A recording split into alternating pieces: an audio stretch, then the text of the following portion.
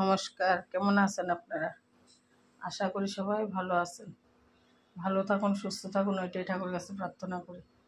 আজকে রান্না করে চলে আসলাম। আজকে পেঁপে, আলু, পুয়ের ডাঁটা দিয়ে, শস্য বাটা দিয়ে একটা চচ্চড়ি করব।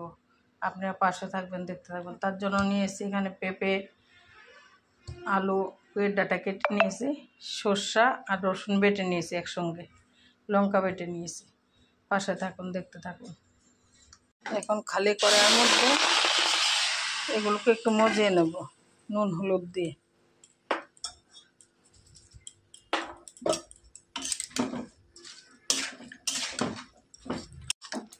এটা এরকমভাবে মজিয়ে নিয়েছি, এখন নামিয়ে নেব।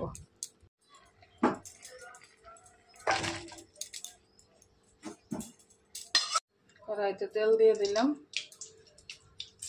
দুটো লঙ্কা দিলাম, ফোড়নে দেব কালি জিরা। ফোড়নটা লাল হয়ে গেছে, এখন সর্ষে আর রসুন বেটে রেখেছিলাম ওইটা দিয়ে দেবো।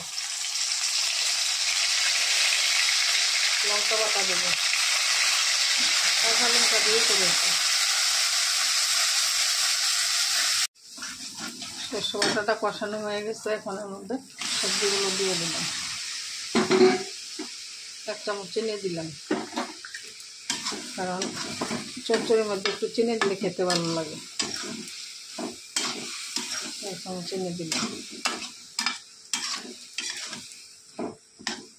এখানে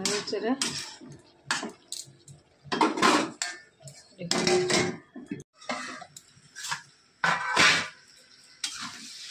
সবজিটা হয়ে গেছে, চচ্চড়িটা দেখুন কত সুন্দর হয়েছে। কাঁচা লঙ্কা সবজি তো, তাই এত লাল হয়নি। এটা এখন নামিয়ে নেব।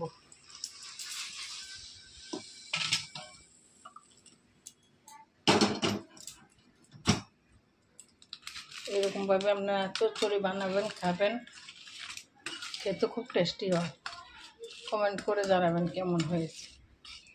ধন্যবাদ সবাইকে।